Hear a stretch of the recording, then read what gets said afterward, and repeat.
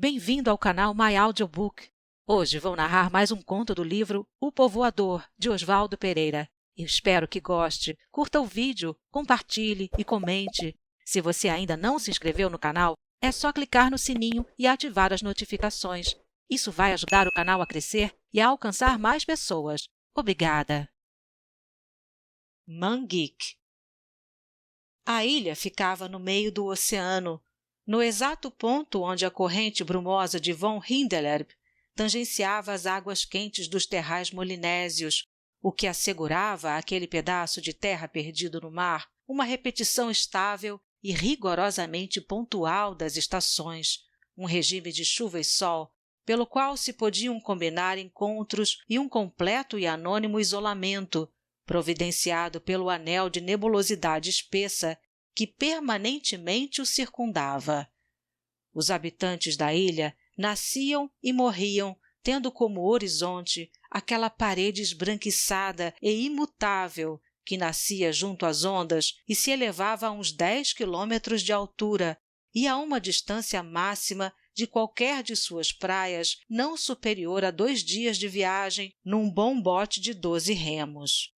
Jamais a haviam ultrapassado, tolhidos pelo medo do desconhecido e pelos presságios desfiados pelos mais velhos em apavorantes histórias de monstros das profundezas e correntezas assassinas, certamente encontráveis do outro lado. Ninguém sabia precisar ao certo quando a ilha se formara. Quem sabe no momento em que a Pangeia se desintegrara, ao tempo que a terra ainda estava molhada nas espumas do seu nascimento, ou no fragor de uma gigantesca erupção de um vulcão marinho submerso, que trouxera à tona, no seio de uma onda imensa, aquele pedaço de rocha e lava com a aparência de uma forma de sapato feminino. A extremidade leste era uma península plana de ponta arredondada e graciosa, entrando pelo mar, derramando para oeste uma planície rasa. A partir do meio da ilha, entretanto, a terra começava a subir, atingindo, ao chegar ao ponto mais ocidental, mais de 1.500 metros de altitude, onde um platô em suave aclive antecipava uma sucessão de cumes alcantilados e vales vertiginosos. Fosse qual fosse a origem, entretanto, a sua beleza natural evidenciava que, aos poucos, com o passar dos milênios, abençoados pela rigorosa pontualidade das mudanças climáticas das estações, o solo vulcânico foi se sedimentando e se tornando fértil. As areias pristinamente brancas das praias do leste foram se cercando pelo vai e vem do marulho verde do oceano e pelo vem e vai das curvas gentis dos coqueiros, a verdura das campinas cobrindo extensões de terra dadivosa, os bosques amenos encerrando sua magia perfumada. Mesmo na parte mais alta, no altiplano do ocidente, onde rios nascidos nas montanhas eternamente cobertas de neve desciam cascateando dos desfiladeiros, atravessando pinhais seculares e tundras enevoadas, as cores do outono e do inverno teciam paisagens de insuperável beleza. E assim era também, porque por um capricho dos céus, apenas estas 2 estações aconteciam nos altos ocidentais, enquanto na parte mais baixa somente primavera e verão perduravam. Com esta dicotomia climatérica e miríades de microclimas, e envolta pelo casulo brumoso que a escondia no fim do mundo, a ilha tinha evoluído desde o início dos tempos, desde quando as engrenagens da vida ainda permaneciam adormecidas entre as bactérias simples que boiavam na superfície de algum lago. Aí, outro mistério. Como a vida aparecera em Manguique? Os trisavós dos mais velhos haviam passado a mesma história, que tinham recebido dos seus trisavós, e estes dos trisavós deles, numa cadeia oral que se perdia no rosário de gerações cuja ponta inicial se esfumaçava no tempo. Essa história, com forte sabor de lenda, contava que um galeão típico das naus do século das descobertas perdera seu rumo, portando a bordo 20 famílias de um reino amaldiçoado do norte europeu, fugidas do destino cruel nas mãos de um imperador enlouquecido. Haviam vagado por meses em mares bravios, em meio a montanhas de gelo suspensas no oceano, arrostando tormentas e cavalgando vagas do tamanho de cordilheiras, até que chegaram, quase desfalecidos de fome e desesperança, ao espesso nevoeiro que cercava Manguique. Exaustos, deixaram o barco atravessar languidamente a névoa, deitados, exangües no tombadilho, sem nada enxergar. No fim do terceiro dia, uma luminosidade difusa foi adelgaçando o manto branco e úmido. A luz foi aumentando de intensidade e, de repente, um céu azul e imenso se abriu. Águas cor de esmeralda começaram a bater de encontro ao casco e, como numa abençoada miragem, viram a portentosa ilha, luxuriante, banhada pelo sol fulgurante de um meio-dia tropical, pousada bem no meio do imenso círculo limitado pela bruma que haviam transposto. Assim que a nave encalhou nos baixios da ponte leste, os tripulantes e os malogrados passageiros atiraram-se nas águas rasas e dirigiram-se velozmente para a brancura da praia, desfalecendo meio mortos na areia macia e na sombra dos coqueiros. Dormiram até o dia seguinte. Quando acordaram, para o frescor da manhã ensolarada, verificaram que o galeão desaparecera, provavelmente resgatado pela maré e levado à deriva para lá da névoa, já que na sofreguidão do contato com a terra firme, ninguém se lembrara de lançar âncora. O destino fizera sua escolha por eles. A ilha era o final da viagem, sua única opção de sobrevivência, seu novo país.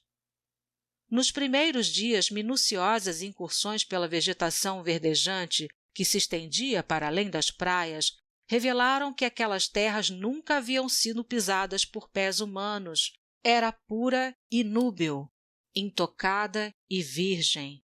Mas se inabitada era de gente, suas florestas reuniam todas as espécies de árvores frondosas e frutíferas de vários tamanhos e feitios, de rijos troncos ou delgadas ramas, de plantas aromáticas e medicinais, cujas flores misturavam matizes de muitas cores. Os rios que desaguavam no mar, em delicadas enseadas, eram cristalinos e povoados de peixes, do mesmo modo que as baías distribuídas pela costa abrigavam alvoroçados cardumes de uma fauna marinha inesgotável. Aves eram abundantes, havia-as de todas as plumagens, de todos os sons canoros, de todos os gêneros permitidos pela criação. Após semanas, o instinto de sobrevivência, aliado à energia própria daqueles que escapam da morte certa e somado ao celeiro de alimentos, água e matéria-prima ofertado de bom grado pela natureza, fez aflorar nos novos habitantes da ilha habilidades e proficiências até então insuspeitadas e que os ajudaram a construir os primórdios de um aglomerado social autossuficiente. Quase um ano depois, uma pequena vila já se encaixava, com suas casas e quintais, numa grande clareira próxima da embocadura do rio mais caudaloso, de frente para o sul. Foi aí que aconteceu a separação. Desde o começo de sua vida na ilha, o grupo convivia com uma liderança bipartida. A coordenação dos trabalhos de construção das cabanas, de cultivo e colheita de alimentos, de caça e de armazenamento de água, era exercida pelo capitão do galeão perdido, um lobo do mar curtido pelo sal dos oceanos que havia navegado, embalado pelas canções dos portos que conhecera, sanguíneo, expansivo e alegre.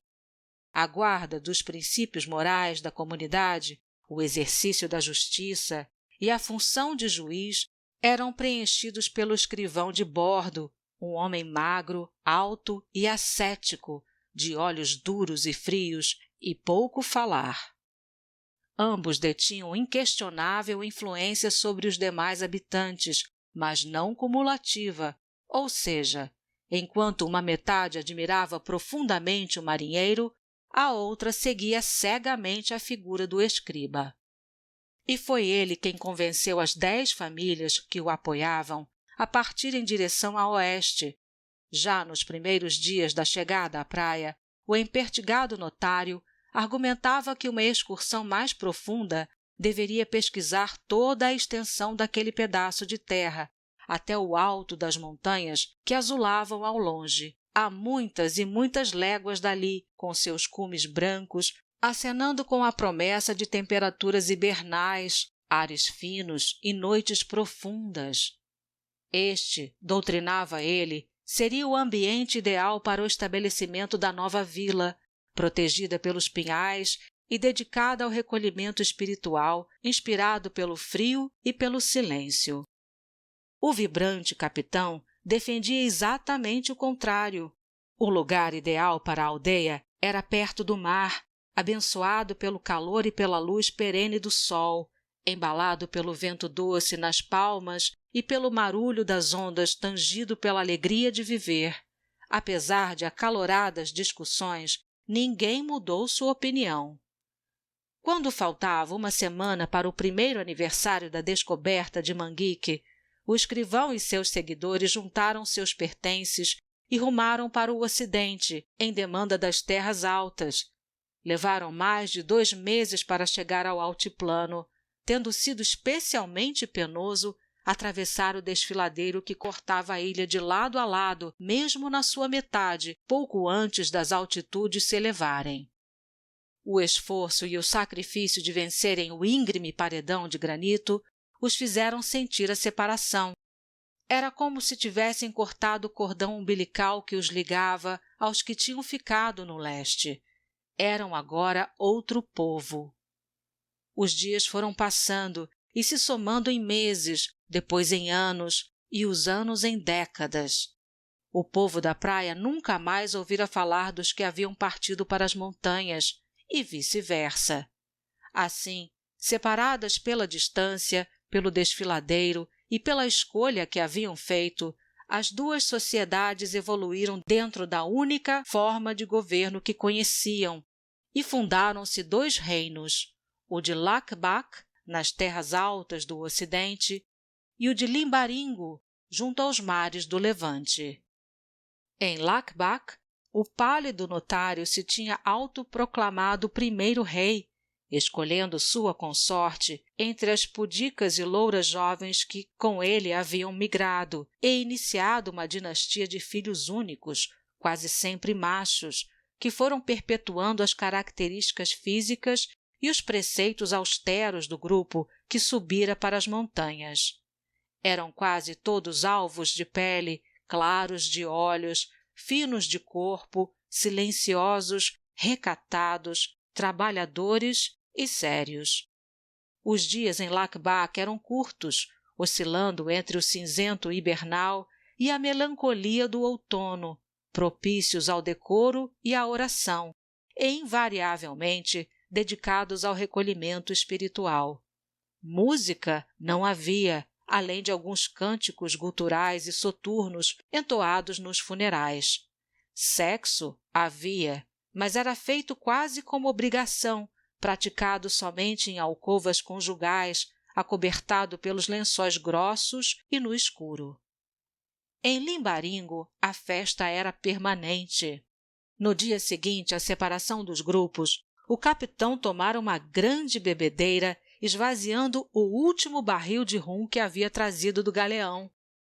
Foi acordado, em pleno estupor da ressaca, pelas famílias que haviam permanecido na praia. Traziam uma coroa feita de palha de coqueiro e a colocaram em sua cabeça.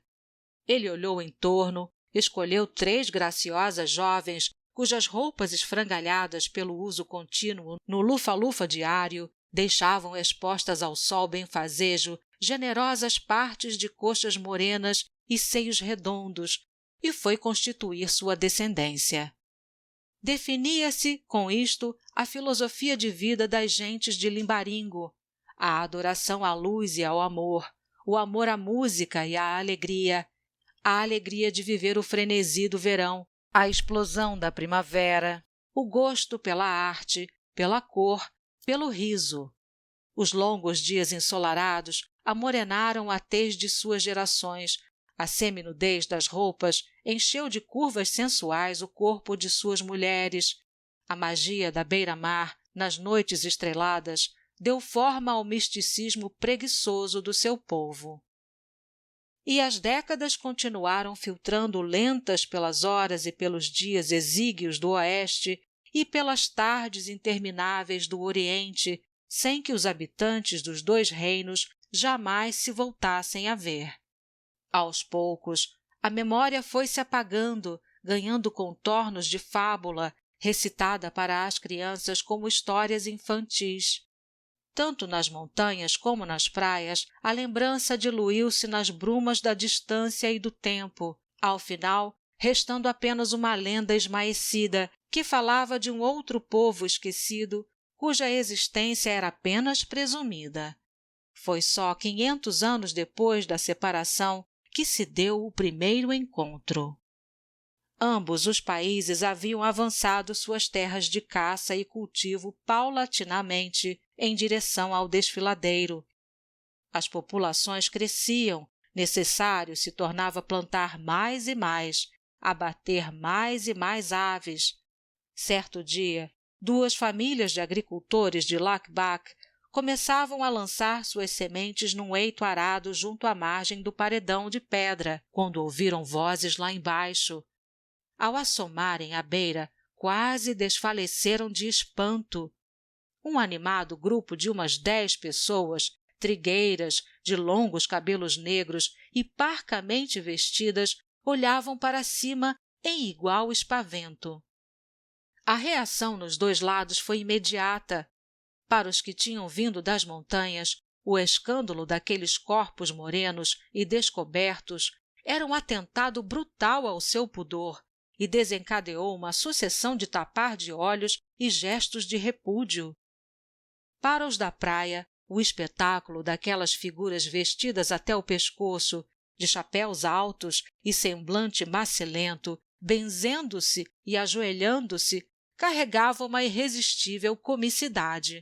Começaram a rir às gargalhadas. O cacarejar do riso aberto que vinha lá de baixo desnorteou ainda mais os indignados ocidentais, para quem ser objeto da diversão alheia era um insulto mortal. A balbúrdia continuou por algum tempo. A pálida referência que tinham sobre a existência de um outro povo no extremo oposto da ilha corporificava-se nas figuras estranhas com que se deparavam, de ambos os lados. Passada a surpresa inicial, um certo medo do desconhecido apoderou-se dos 2 bandos. Resolveram voltar correndo para suas casas. A notícia do encontro espalhou-se. A comoção nos 2 reinos foi indescritível. No dia seguinte, delegações de ambos confrontaram-se nos 2 lados do desfiladeiro. Os reis vieram e o silêncio fez-se. O rei de Limbaringo, roliço e reluzente em seu traje de gala, saudou o rei de Lakbak, lá de cima, esguio e enfiado em seu manto opaco. Apesar da distância e dos 50 metros de altura da muralha de granito, ouviam-se perfeitamente, mas o problema era que não se entendiam. Com o tempo, os 2 povos haviam transformado a língua comum original em 2 dialetos absolutamente ininteligíveis entre si. Após algumas inúteis tentativas de entendimento, a balbúrdia voltou a dominar os espíritos. Os de cima gritavam impropérios e gesticulavam sua desaprovação. Os de baixo riam incontrolavelmente. Durante quase 1 hora assim foi, até que, cansados e reconhecendo a inutilidade da coisa, cada um dos povos resolveu voltar para seus domínios. Os dias passaram-se em nervosa intranquilidade dos 2 lados. A formidável experiência do encontro agitava as mentes e exagerava os comentários. Em pouco tempo, As diferenças entre os habitantes dos dois reinos, já profundas por si sós, foram sendo aumentadas nas conversas e nas discussões, e rapidamente passaram de mero estranhamento para aversão, preconceito, repúdia e, após semanas, a ódio.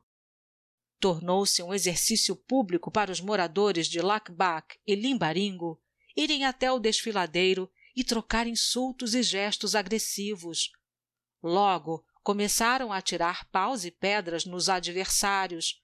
Incontrolavelmente, o conflito ganhava corpo, e o espectro de uma inevitável guerra abriu suas negras asas sobre os horizontes da outrora abençoada ilha. Os meses seguintes foram de frenética agitação. Como o exercício bélico havia sido esquecido nos séculos de tranquilidade vividos sem interrupção no isolamento, lakbakianos e limbaringuenses tiveram de reinventar tudo o que se referia às artes marciais, desde a fabricação de toscas armas até táticas de manobras militares, que incluíam pouco mais do que técnicas de luta corporal e gritos de guerra. Tão absortos estavam em seus preparativos guerreiros que quase não notaram uma série de sutis mudanças nos hábitos da natureza. Em Limbaringo, a surpresa foi a chuva, fina, fria e carregada por um vento enjoado que castigou durante 2 semanas de um antes secular verão os seus habitantes. No sagrado dia do solstício, que sempre se repetia no fulgor de um sol brilhante dourando um céu sem nuvens, caiu granizo.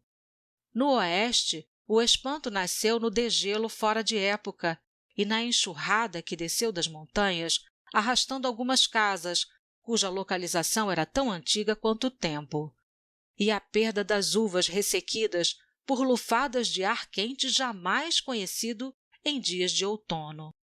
Logo, os indícios de que algo acontecia com os desígnios do tempo permearam a percepção de todos. Ao alarme da guerra, começou a sobrepujar-se o alarme dos céus e dos mares.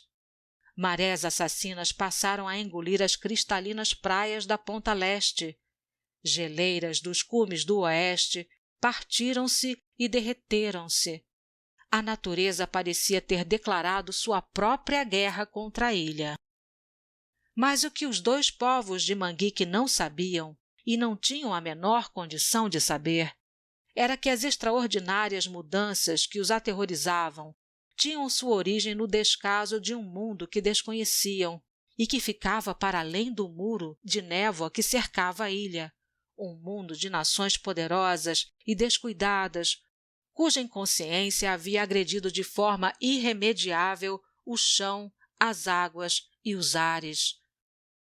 1 século e meio de desvairada busca por progresso e riqueza, com o total desrespeito aos cuidados básicos, com o delicado balanço planetário, havia destruído o tênue invólucro que as cercava. A atenção difusa com que tinham recebido os avisos e as premonições, o afã ganancioso com que as fizera descartar as palavras de ordem de profetas atentos e os sinais cada vez mais eloquentes de algo estava acontecendo, condenou-as ao desaparecimento nos desertos da sede, no espectro da fome e no abismo dos desastres naturais. Depois de ter abatido a vida no resto do globo, o anátema chegava a Manguique. Apesar de pressentirem que uma catástrofe parecia iminente, os habitantes dos 2 reinos resolveram ultimar os preparativos para a batalha. Num dia em que uma violenta canícula reverberava nos tetos pontiagudos de Lakbak e a primeira nevasca enregelava os corpos morenos de Limbaringo, decidiram partir para o desfiladeiro e para o definitivo confronto. Era ainda cedo quando os 2 exércitos formados pela totalidade dos habitantes de ambos os reinos pararam frente a frente num profundo silêncio. Esperavam-se os gritos de guerra que os lançariam ao combate, mas o que cortou o ar foi um gemido de espanto de alguém que apontava para o mar, e o que viram gelou corações e imobilizou mentes.